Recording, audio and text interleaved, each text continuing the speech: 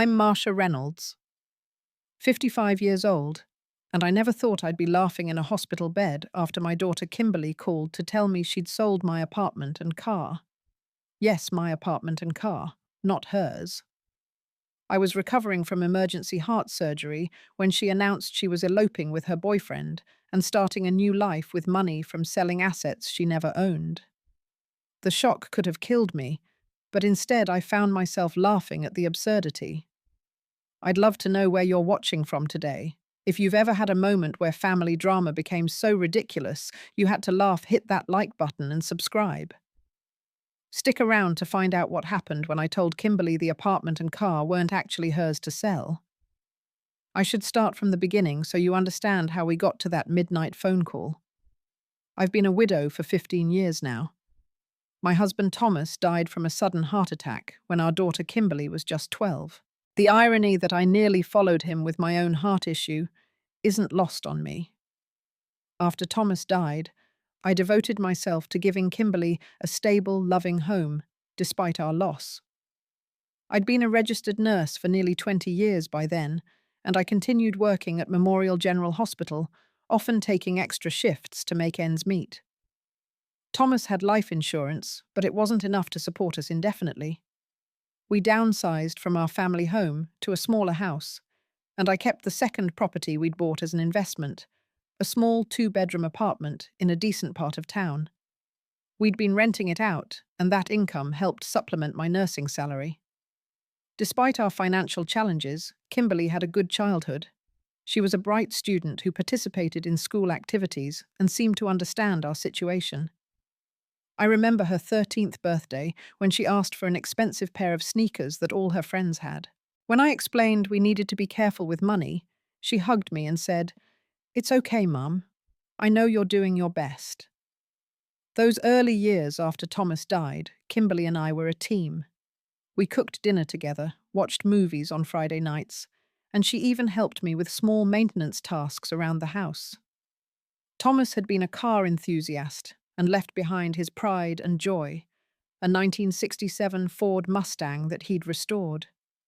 I kept it maintained, though I rarely drove it.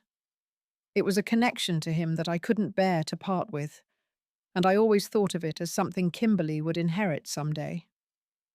When Kimberly was accepted to State University to study business administration, I couldn't have been prouder.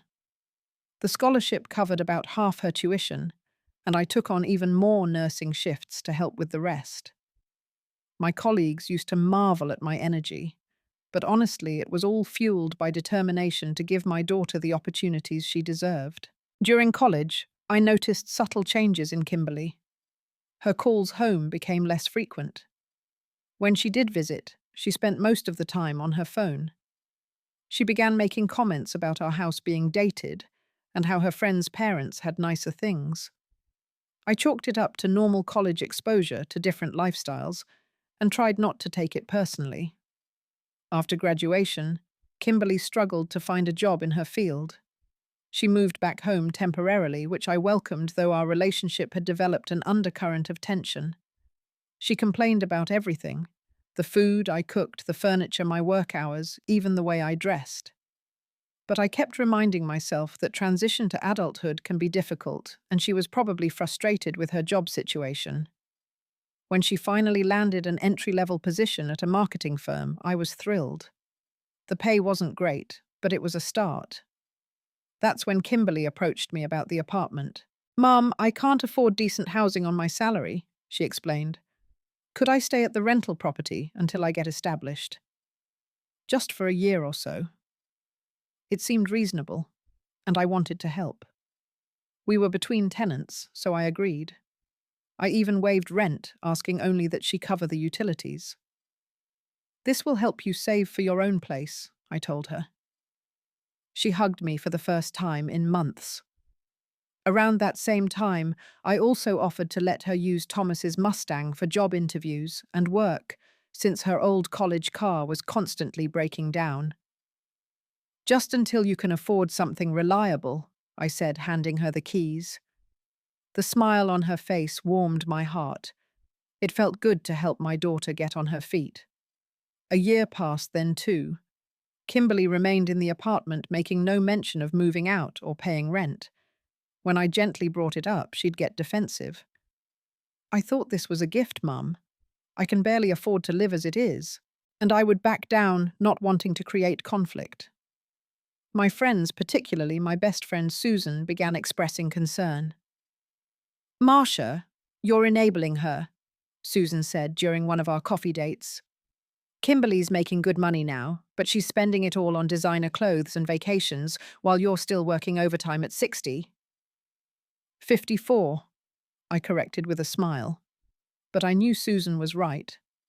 I'd seen Kimberly's social media posts showing expensive restaurant meals and weekend trips with friends. Meanwhile, I was postponing my own retirement, still working full-time, despite increasing fatigue and occasional chest pains that I attributed to stress. I tried to address the issue again. Kimberly, I think it's time we discussed a rental agreement for the apartment. Nothing major, just enough to cover the property taxes and insurance. Her response was cold. Wow, Mum. I didn't realize you were so desperate for money. Maybe you should manage your finances better instead of coming after mine. Her words stung, but even more painful was the realization that my daughter now viewed my generosity as an entitlement. Still, I couldn't bring myself to enforce boundaries. After all, she was my only child, my last connection to Thomas. And somewhere deep down, I feared that setting limits would mean losing her completely. So I continued working extra shifts, despite my increasing health issues, watching from a distance as Kimberly lived in my apartment, drove my late husband's car, and treated me with growing indifference. I told myself this was just a phase, that eventually my sweet, thoughtful daughter would return. I couldn't have imagined how wrong I was. The first time I met Jason, alarm bells rang in my head. Kimberly brought him to Sunday dinner about 6 months before the infamous midnight call. Mum, this is Jason, she announced proudly. We've been dating for a few weeks. Jason was handsome in a polished way. Designer clothes, expensive watch, perfect haircut. His handshake was firm but brief. His smile not quite reaching his eyes. Throughout dinner, he asked very few questions about Kimberly's childhood or our family, but showed intense interest in my career, my retirement plans, and most concerning, my financial situation. So, Nurse Marcia, I bet hospital work comes with a good pension, right? He asked between bites of the roast I'd spent hours preparing. It's adequate, I replied, vaguely uncomfortable with his directness. And you own 2 properties, he continued. In this market, that's quite an asset. Any other investments? Kimberly jumped in before I could respond. Mom's always been smart with money. That's where I get it from. The irony of this statement, given her complete financial dependence on me, wasn't lost on me. After dinner, when Jason stepped outside to take a phone call, I gently expressed my concerns to Kimberly. He seems nice, honey, but I noticed he asked a lot of personal financial questions. Her face immediately hardened. He works in finance, Mum. That's just how his mind works. Not everyone is as private and paranoid as you. The defensiveness was troubling, but I backed off. Over the next few months, I saw less and less of Kimberly as she became increasingly wrapped up in her relationship with Jason. The few times I visited the apartment, which I still owned but now mentally referred to as Kimberly's place, I noticed changes. Items missing, a valuable painting from the living room, the silver tea service that had been my grandmother's. I put those things in storage, Kimberly explained dismissively when I asked. They didn't match the aesthetic we're going for. I questioned. Jason spends most of his time here now, she replied. He's helping me update the place. During those visits, I also began to notice other concerning signs. Mail addressed to Jason from collection agencies. Expensive new electronics. Kimberly wearing jewelry that must have cost several months of her salary. When I inquired about Jason's job, The answers were always vague. He was between opportunities or consulting on a major deal. One afternoon, I stopped by unannounced with homemade soup when Kimberly texted that she had a bad cold. I used my key, I still had one as the legal owner, and walked in to find the apartment filled with people I didn't know. Music was blasting, alcohol flowing freely, no sign of anyone being sick. Kimberly spotted me and rushed over, clearly annoyed. "Mum, what are you doing here?" Her words were slightly slurred. "You said you were sick. I brought soup," I explained, feeling foolish and intrusive. Jason appeared, slinging an arm around Kimberly. "Mama Marcia joining the party." His tone was mocking, and several of their friends snickered. I left quickly, hurt and concerned. Later that evening, Kimberly called. Instead of apologizing, she accused me of spying on her. "You can't just show up unannounced. We're not children." "Kimberly," I said firmly, "that apartment belongs to me. I'm allowed to visit my own property." There was a pause before she responded, in a cold voice I barely recognized. "Right. Always holding that over my head. Nice mum." The call ended abruptly, and we didn't speak for 2 weeks afterward.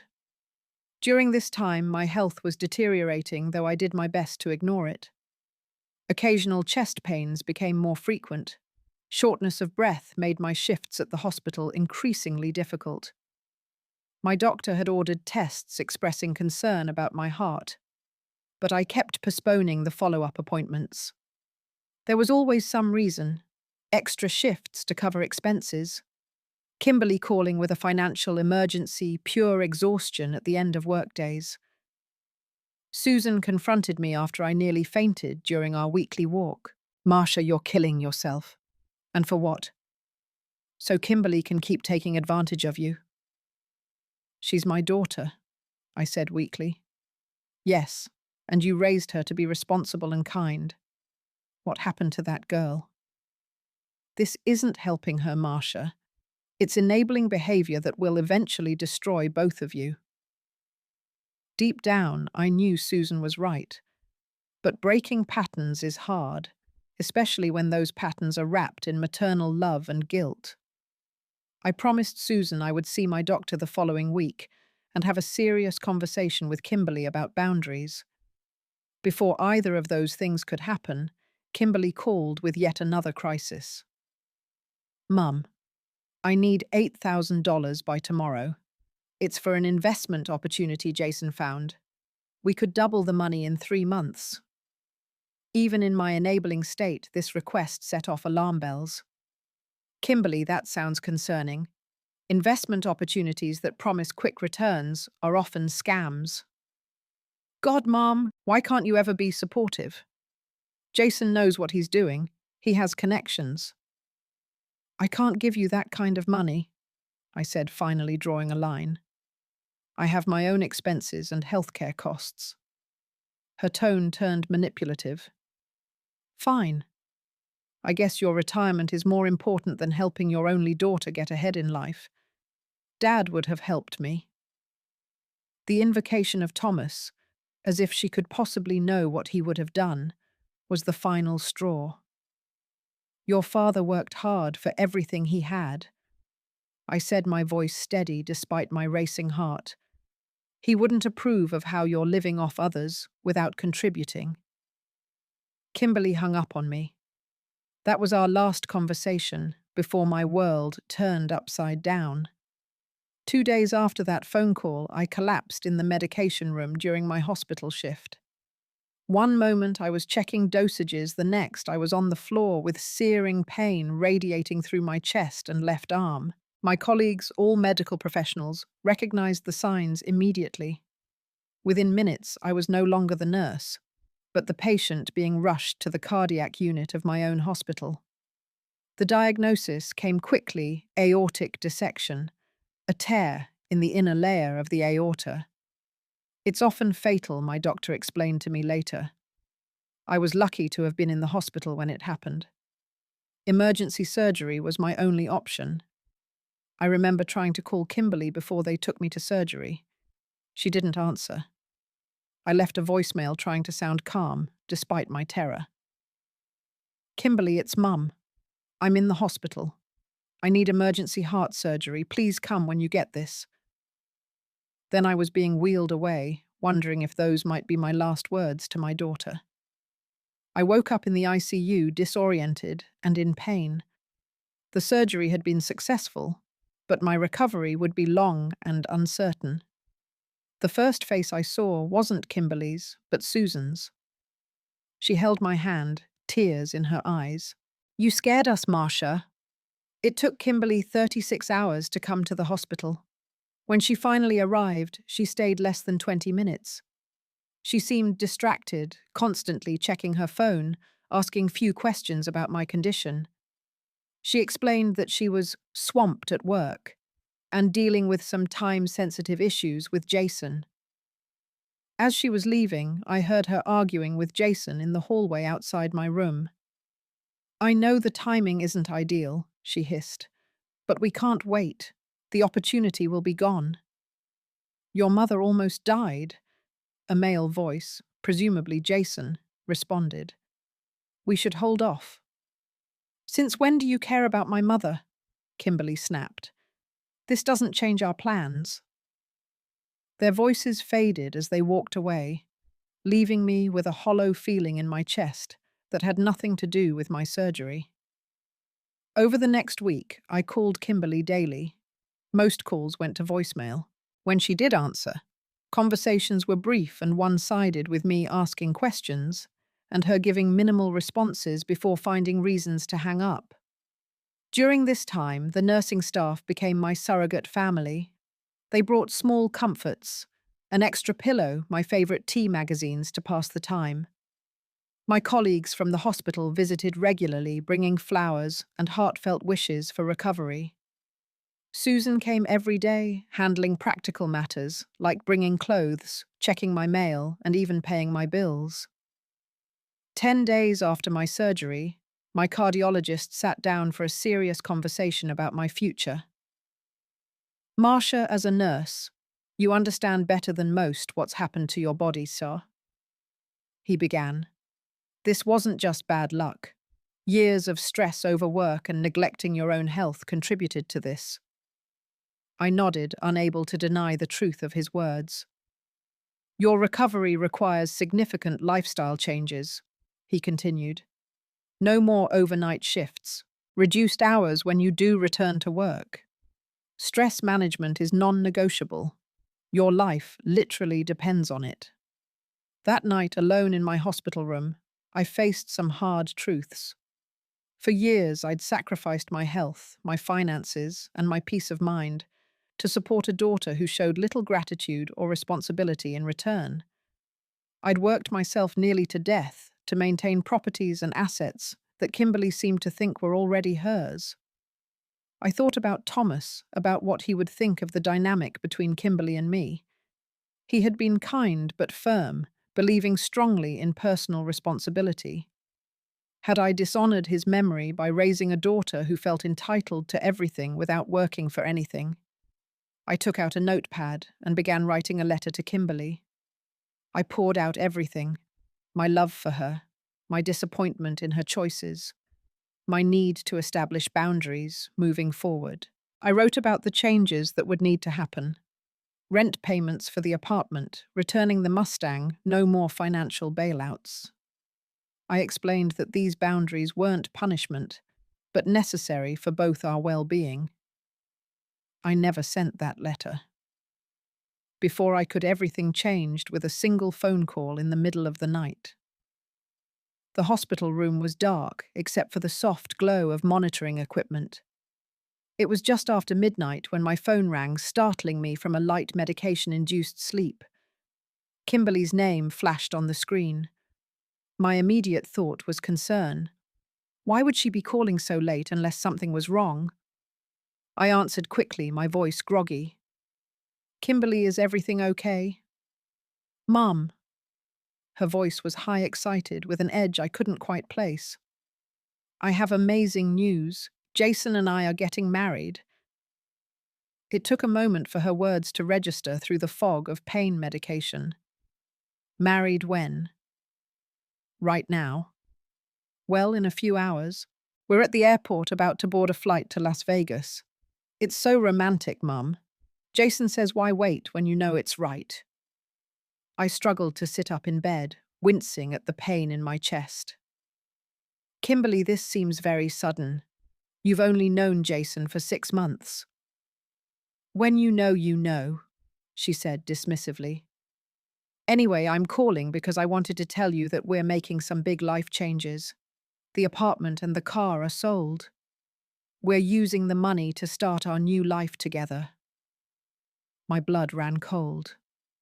What do you mean sold? Well, listed for sale. We already have a buyer for the apartment who's paying cash, and Jason's friend is buying Dad's old car. I know it's sentimental and all, but honestly, Mum, it's just gathering dust. This way it actually serves a purpose. I couldn't believe what I was hearing. My heart monitor began beeping faster, reflecting my rising stress. Kimberly, I said as calmly as possible, you can't sell the apartment or the car. They don't belong to you. There was a pause, then a laugh that sounded forced. Very funny, Mum. I've been living in the apartment for years, and you gave me the car for work. They're basically mine. No, I said firmly. They're basically not. The apartment is in my name. The car is in my name. You have no legal right to sell either one. Another pause, longer this time. Mom, don't be difficult. This is happening. Jason and I need a fresh start. Something snapped inside me. Maybe it was the drugs lowering my inhibitions, or the near-death experience giving me perspective, or simply years of enabling finally reaching their limit. Whatever the cause, I found myself responding in a calm, almost amused tone. Okay, but you forgot one thing. What do you mean? Kimberly asked, sounding confused. And then I started laughing. Not a gentle chuckle, but full-bodied laughter that sent pain shooting through my surgical incision. The absurdity of the situation hit me all at once. My daughter, from whom I'd withheld nothing, attempting to sell property she didn't own while I lay recovering from life-threatening surgery. Mum, are you laughing? Kimberly sounded incredulous. I'm sorry. I managed between bursts of laughter. But this is just too much. Kimberly, the apartment isn't yours to sell. Neither is the car. The titles are in my name. Any sale you arrange would be fraudulent. But you gave them to me, she protested. I let you live in the apartment rent-free. I let you use the car. That's not the same as giving you ownership. There was muffled conversation on her end, then Jason's voice came on the line. Marcia, there seems to be a misunderstanding. Kimberly was under the impression that these assets were gifts. Then she was mistaken. I said, my laughter subsiding as pain and fatigue caught up with me. Any attempt to sell my property without my consent is illegal. I suggest you both reconsider your plans. We'll see about that, Jason replied, his voice hardening. Kimberly has been the sole occupant and caretaker of that property for years. There are laws about established residents. And as for the car, we have documentation of transfer. What documentation? I asked sharply. He ignored the question. We'll be in touch through our attorney. The call ended abruptly. I lay back against my pillows, breathing carefully to ease the pain in my chest. My first instinct was panic. What if they had forged documents? What if they sold my property before I could stop them? But underneath the panic was something unexpected relief. The pretense was over.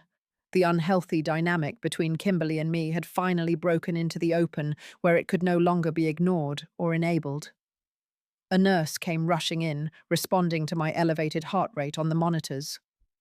Ms. Reynolds, are you all right? Your heart rate spiked significantly. I'm okay, I assured her. Just a surprising phone call. No more exciting calls tonight, she said firmly, adjusting my medication. Your heart needs rest. As the medication took effect, dulling both physical and emotional pain, I made a decision. Tomorrow I would call my attorney. Tomorrow I would start protecting myself from the daughter I'd spent a lifetime protecting. I fell asleep thinking of Thomas, wondering what he would say about all this. I could almost hear his voice. Marcia, you've got to love her enough to let her face consequences. For the first time in years, I was ready to do just that. The next morning, Susan arrived for her daily visit to find me already on the phone with my attorney, Martin Green. I'd known Martin for years. He'd handled Thomas's estate and had gently suggested a will and power of attorney for me after my diagnosis, which I'd completed just months before. Marcia, I'm concerned about what you're telling me, Martin said after I'd explained the midnight call.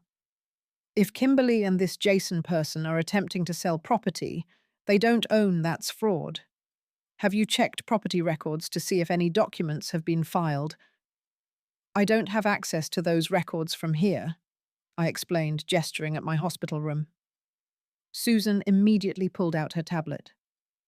I can help with that. What are we looking for? With Susan's assistance and Martin on speakerphone, we discovered something alarming. There was indeed a recent filing, a quitclaim deed supposedly transferring ownership of my apartment to Kimberly, dated 3 weeks earlier, with what appeared to be my signature. That's not my signature, I said immediately. I never signed anything like that. I didn't think so, Martin replied grimly. Marcia, this is forgery. We need to contact the police. The next few hours were a blur of activity. Martin arrived at the hospital with the necessary paperwork to report the fraud. A police officer took my statement from my hospital bed. Susan contacted the DMV and discovered that someone had also applied for a duplicate title for the Mustang, claiming the original was lost. She must have been planning this for weeks, I said, stunned by the calculated nature of it all. Not just her, Susan pointed out. This has Jason written all over it. The timing, the forgery, the quick Las Vegas wedding to create a sense of legitimacy around their actions. By afternoon, we had filed reports for both fraud and the now missing Mustang, which I reported as stolen since it had been taken under false pretenses with intent to sell. Martin had also contacted the real estate agent listed on the fraudulent sale listing for the apartment, informing them of the situation and potential legal consequences for facilitating an illegal transaction. Throughout all this, my phone buzzed constantly with calls and texts from Kimberly. I couldn't bring myself to read or listen to them, yet focusing instead on the practical steps needed to protect myself. Susan screened the messages, telling me only that Kimberly seemed to be cycling between anger denial and attempts at manipulation. 2 days later, we received news that police had located the Mustang in long-term parking at the airport. The interior had been damaged. Cigarette burns on the leather seats Thomas had so carefully restored, food stains ground into the carpet. This vandalism felt more personal than the attempted theft, a deliberate desecration of something I'd preserved in Thomas's memory. That evening, Kimberly finally got through when Susan stepped out to get dinner. Her voice was tearful, hysterical. How could you report the car stolen? The police are looking for us. You've ruined everything. The old me would have apologized, found a way to make this my fault. But that version of me had died on the operating table. You attempted to sell property that wasn't yours, Kimberly. You forged my signature. These are crimes. It was Jason's idea, she wailed. He said you wouldn't mind, that you'd understand it was for our future. Where is Jason now? I asked, already suspecting the answer. Her sobbing intensified. He's gone. When he found out about the police report, he took all our money and disappeared. He said it was too much trouble. Mum, I have nothing now. There it was, the crisis that was supposed to trigger my rescue instinct, my pattern of dropping everything to save Kimberly from consequences. But this time, something was different. I felt compassion for her pain, but also clarity about my role in it. "I'm sorry you're hurting," I said sincerely, "but I can't fix this for you. The choices you made have legal consequences that have to be addressed. So you're just abandoning me, your own daughter." The manipulation was so transparent now that I could see it clearly. "No, Kimberly, I'm allowing you to experience the natural results of your actions. That's not abandonment. It's actually the opposite. It's believing you're capable of handling difficult situations and learning from them." "I hate you," she spat before hanging up. Those words hurt deeply. But beneath the pain was the certainty that I was finally doing what I should have done years ago, setting boundaries that might eventually lead to a healthier relationship for both of us. Susan returned to find me crying quietly. Without a word, she set down the food and sat beside me holding my hand until the tears stopped. Later, as we ate lukewarm sandwiches, I told her about the conversation. "You did the right thing," she assured me. "The hardest thing and the right thing are often the same." 2 days later, I was discharged from the hospital. Susan insisted I stay with her during my initial recovery, which turned out to be a blessing. My house had been ransacked, presumably by Kimberly looking for documents or valuables before her planned departure. The apartment was in worse condition with significant damage to walls and fixtures. The police investigation continued with Jason becoming the primary target as evidence mounted that he had orchestrated the scheme. Apparently, this wasn't his first attempt at such a scam. 2 other women had come forward with similar stories, whirlwind romances, followed by theft and fraud. Despite everything, part of me still wanted to protect Kimberly. The maternal instinct to shield my child from pain remained strong. But my experience had taught me that sometimes the most loving action is to step back and allow natural consequences to occur. With Martin's guidance, I pressed charges against both Kimberly and Jason for the forgery and attempted fraud. It was the hardest decision I'd ever made, but I knew it was necessary, not just for justice or my own protection, but ultimately for Kimberly's growth. During this difficult time, I found unexpected support through a parent group Susan discovered. Other mothers and fathers dealing with adult children making destructive choices.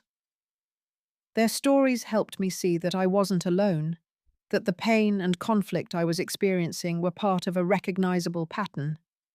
More importantly, they showed me paths forward, ways to maintain boundaries while still leaving room for healing and reconciliation if and when Kimberly was ready for that. As my physical recovery progressed, I began the equally important work of rebuilding my life independent of my role as Kimberly's safety net. It was like learning to walk again, painful, unsteady, but ultimately freeing. 6 months after my surgery, my physical health had improved dramatically. Following my doctor's orders to reduce stress had resulted in more benefits than just cardiac health. I'd cut back to part-time at the hospital, focusing on training new nurses rather than the more physically demanding aspects of patient care. I'd started a regular walking routine, joined a meditation group, and discovered a talent for watercolor painting. The legal proceedings against Kimberly and Jason had concluded with mixed results. Jason had received a short jail sentence due to his previous offenses and the evidence that he had masterminded the scheme. Kimberly, with no prior record and a good attorney, which I did not pay for, received probation and was ordered to pay restitution for the damage to the apartment and car. Jason, true to form, had abandoned Kimberly completely once he realized there was no financial gain to be had. According to the prosecutor, he was already engaged to another woman by the time of his sentencing. Kimberly had hit rock bottom, with no money, no place to live, and a criminal record that made employment difficult. She had cycled through friends' couches until no one would take her in. I heard updates occasionally through mutual acquaintances, but maintained my distance, allowing her to experience the full reality of her choices.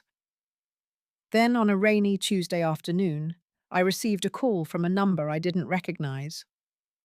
Mrs. Reynolds, this is Angela from New Beginnings Women's Shelter. I'm calling on behalf of your daughter, Kimberly. My heart raced.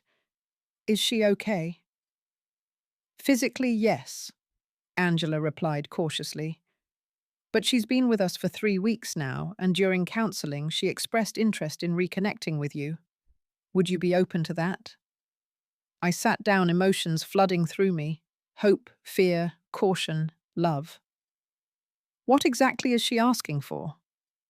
Just communication at this point, Angela explained. She's enrolled in our residential program, which includes substance abuse treatment therapy and job skills training. Rebuilding family connections is part of the recovery process, but only if both parties are willing. I took a deep breath. I need to think about this, and I'd like to speak with my own therapist before making a decision. Of course, Angela said. Take whatever time you need. I'd been seeing Dr. Lewis, a therapist specializing in family dynamics, since shortly after my discharge from the hospital. Our sessions had helped me understand the codependent patterns in my relationship with Kimberly and develop healthier boundaries. Dr. Lewis listened thoughtfully as I explained the situation during our emergency session that evening. What are you feeling about this potential contact? She asked. Everything, I admitted. Part of me is desperate to see her to help her. Another part is terrified that I'll fall back into old patterns. And honestly, there's also anger and hurt that haven't fully healed. Those are all valid feelings, she assured me. If you do decide to reconnect, what boundaries would you need to maintain? We spent the rest of the session outlining those boundaries. No financial support, no housing, communication that remained respectful or would be ended immediately. Clear expectations about the pace of rebuilding trust. 3 days later, I met Kimberly at a coffee shop midway between my home and the shelter. I arrived early, securing a corner table that offered some privacy. When she walked in, I almost didn't recognize her. The designer clothes and perfect makeup were gone, replaced by simple jeans and a plain sweater. She looked younger somehow, but also more worn with dark circles under her eyes. "Mum," she said awkwardly, standing beside the table. I stood, and after a moment's hesitation gave her a brief hug before we both sat down. "How are you, Kimberly?" "I've been better," she replied with a hollow laugh. "But I'm also better than I was a month ago, so that's something." We ordered coffee, and an uncomfortable silence fell. Kimberly broke it first. "I'm sure you're wondering why I wanted to see you after everything." "I am curious," I acknowledged. She took a deep breath. "The program I'm in at New Beginnings requires us to make amends to people we've hurt. You're at the top of my list." I noticed the rehearsed quality of her words, the language of recovery programs. "Is that the only reason?" Her facade cracked slightly. "No, I miss you. And I'm so sorry, Mum. I know that doesn't fix anything, but I am." I studied her, trying to gauge her sincerity. "Kimberly, I appreciate the apology, but I need to understand. Do you actually see what went wrong? Do you understand why your actions were so harmful?" This was where I expected the defensiveness, the justifications, the subtle shifting of blame that had characterized our interactions for years. Instead, Kimberly's eyes filled with tears. "I took advantage of you," she said quietly. "For years. You gave, and I just took. Then when Jason came along, he saw how easy it was to manipulate me because I was already manipulating you." She wiped her eyes with a napkin. "He said we deserved your money more than you did because you were old and I was your daughter. and I believed him because it was what I wanted to hear. The raw honesty surprised me. That must be difficult to admit. She nodded. The counselors at New Beginnings say I have to be brutally honest with myself before I can change. And I want to change Mum. I hate who I became. I felt my heart softening and reminded myself to maintain boundaries. What are your plans moving forward? I'm in the shelter program for another 60 days. They're helping me find a job, something basic to start, probably food service or retail. I'm also working on my substance issues. Substance issues? This was news to me. Kimberly looked down. Yeah, alcohol mostly, but some pills too. It started with Jason, partying, then self-medicating when things got stressful. It made it easier to justify what we were doing. We talked for nearly 2 hours. Kimberly shared more about her time with Jason, how he had systematically isolated her from friends and family while encouraging her worst instincts. She spoke about the shelter program, the daily therapy, the chores and classes that structured her days. She asked about my health, listening with what seemed like genuine concern. When it was time to leave, Kimberly asked tentatively, "Can we do this again?" I considered carefully before answering. "Yes, but I need to be clear about something, Kimberly. I love you and I want to support your recovery. But that support won't include money or housing. You need to build independence." I expected resistance, but she nodded. "I understand. That's what my counselor says too, that real recovery means standing on my own." As we parted, Kimberly hesitated, then asked, "The apartment, what will happen to it?" "I'm selling it," I replied firmly. "I need to secure my retirement and future healthcare costs." "That makes sense," she said, surprising me again with her acceptance. "Dad would have told you to do that a long time ago." It was the first time in years she'd referenced her father without using him as a manipulation tactic.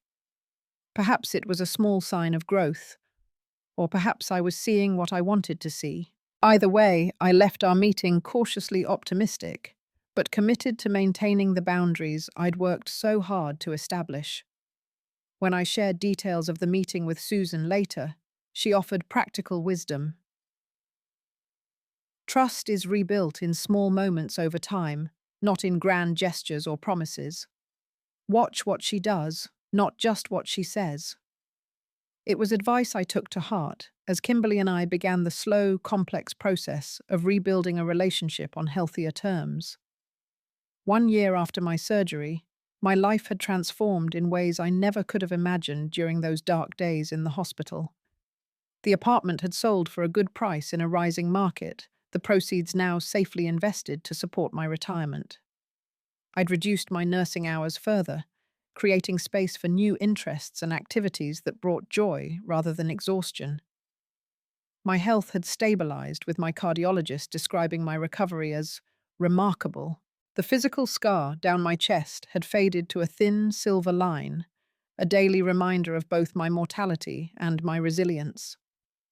The emotional scars were healing too, though more slowly, and with occasional twinges of pain when memories surfaced. As for Kimberly, her journey had been neither straight nor easy, but it was undeniably progress.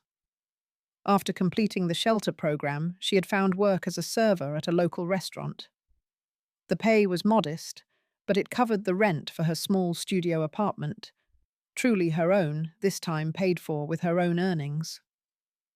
Our relationship had evolved into something I would describe as cautiously positive. We spoke weekly by phone and met for coffee or walks every few weeks. There had been setbacks, a brief relapse with alcohol after a particularly difficult day, moments of old entitlement resurfacing when she was stressed. But unlike before, Kimberly now recognized these patterns herself, usually apologizing before I even needed to point them out. The most significant breakthrough had come during a therapy session I'd agreed to attend with her. With her counselor's guidance, Kimberly had spoken honestly about her resentment over her father's death.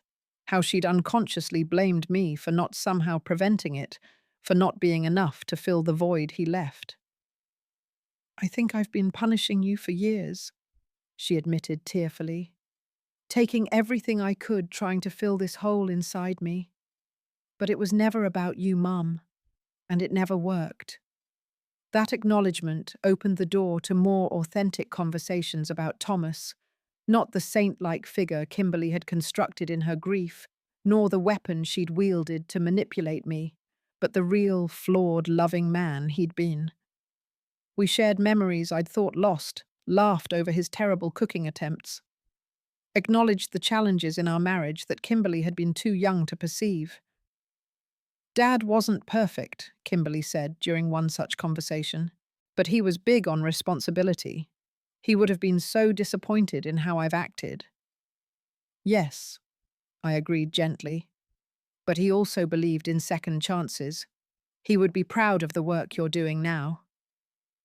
Kimberly had asked about the Mustang, which I'd decided to sell after the damage it sustained proved too extensive to justify repairs. "It's okay," I'd assured her. "Your father loved that car, but he loved us more.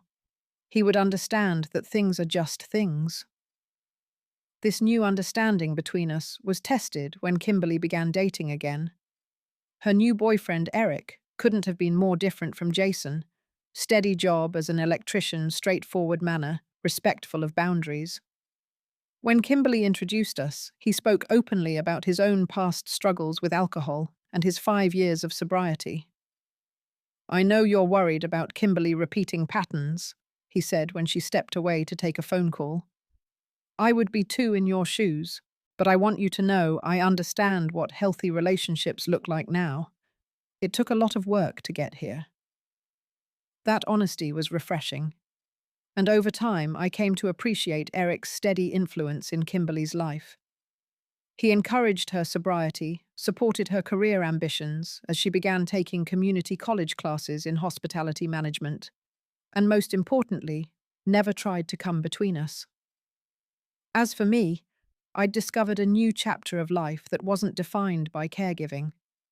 I travelled, short trips at first, then a 2-week tour of Italy I'd dreamed about for decades. I made new friends through my painting class and volunteer work at the library.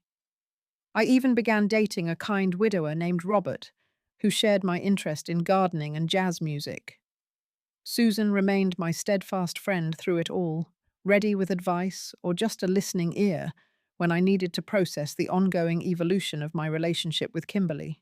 "You know what amazes me," she said during one of our regular coffee dates, "how your health crisis became the catalyst for healing so many other things." She was right. That midnight phone call and my subsequent hospitalization had shattered the unhealthy patterns that had trapped both Kimberly and me. The very experience that could have broken me completely instead forced a reckoning that ultimately freed us both. When Kimberly called to tell me she'd received her 1-year sobriety chip, the pride in her voice was matched only by the pride in my heart. "I couldn't have done this without you, Mum," she said. "That's not true," I replied. "You did the work. I just gave you the space to do it." "By not rescuing me," she acknowledged.